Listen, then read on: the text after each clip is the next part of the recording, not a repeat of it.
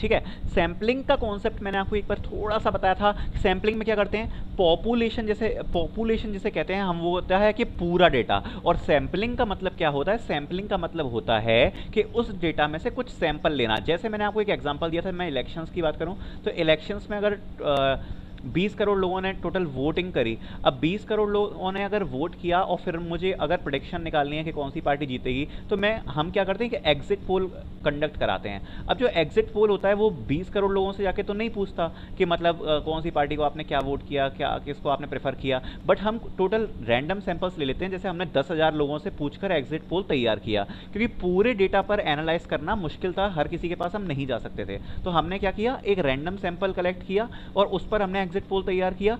इसी को बोलते हैं हम सैंपलिंग, मतलब पूरे डेटा पर वर्क नहीं करना, उसमें से कुछ सैंपल निकालना। तो सैम्पलिंग की मैं आपको दो ट्रिक्स बताने वाला हूँ। फर्स्ट होती है प्रोबेबिलिटी सैम्पलिंग, जिसकी बात हम आज करने वाले हैं। और प्रोबेबिलिटी सैम्पलिंग के मैं आज दो टॉपिक्स डिस्कस करने वाला हूँ। फर्स्ट है सिंपल रैंडम एंड दूसरा है स्ट्रेटिफाइड सैम्पलिंग। अब जो सिंपल रैंडम सैम्पलिंग है उसमें क्या होता है, जैसे कि मान लो कि मेरे पे ये पूरा एक डेटा है, इस पूरे डेटा पे मान लो कि मेरे पास कुछ बॉल्स हैं। जैसे मैंने कहा कि ये मेरे पास बॉल्स हैं टोटल, ठीक है, ये मैंने बॉल्स बना दी इस डेटा में, ठीक है।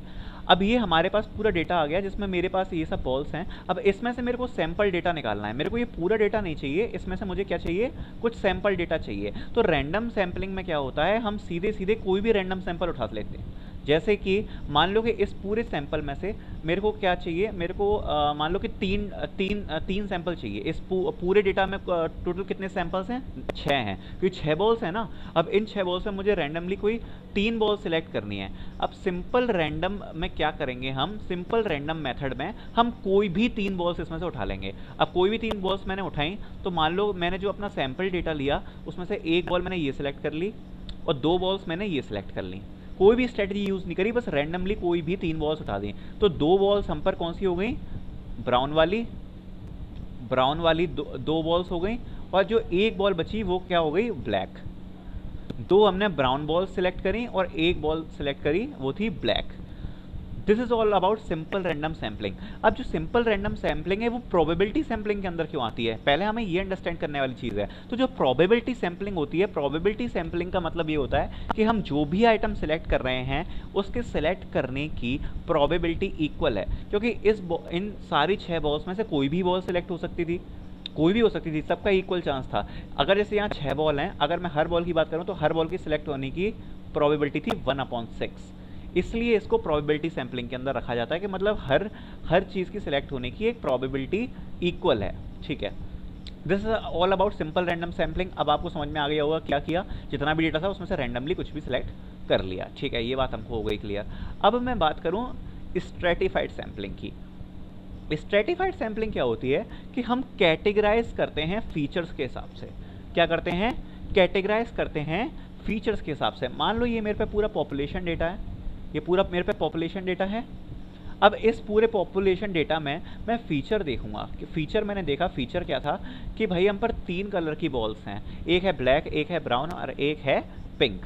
तो मैंने क्या किया, मैंने इनको कैटेगराइज किया। मैंने बोला हाँ भाई 2 बॉल्स हैं मेरे पे जो हैं ब्लैक, 2 बॉल्स हैं जो हैं ब्राउन, 2 बॉल्स हैं जो पिंक हैं। तो मैं क्या करूंगा, जब मैंने इनको कैटेगराइज कर लिया, अब मैं सारी कैटेगरी में से इक्वल सैंपल्स उठा लूंगा अगर उसमें इतने अवेलेबल हैं तो। जैसे अगर मेरे को टोटल 3 सैंपल्स चाहिए तो मैंने क्या किया, एक सैंपल उठाया वो किसका होगा, ब्लैक का, एक सैंपल उठाया वो किसका होगा, ब्राउन का, और एक सैंपल जो उठाया वो होगा पिंक का।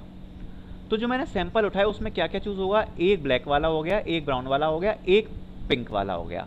तो स्ट्रेटिफाइड सैम्पलिंग में क्या किया, हमने कैटेगरीज में डिवाइड किया सैंपल्स को और सब कैटेगरी में से एक करके उठा लिए samples. This is about stratified sampling. तो इसमें भी सबकी प्रोबेबिलिटी इक्वल है, 1/6 है कि हाँ भाई कोई भी सैंपल उठाए जा सकते हैं, इसलिए ये भी प्रोबेबिलिटी सैम्पलिंग के अंदर है। अब प्रोबेबिलिटी सैम्पलिंग में और भी होती हैं टेक्निक्स, वो अगली वीडियो में डिस्कस करेंगे। This is all about simple random sampling and stratified sampling.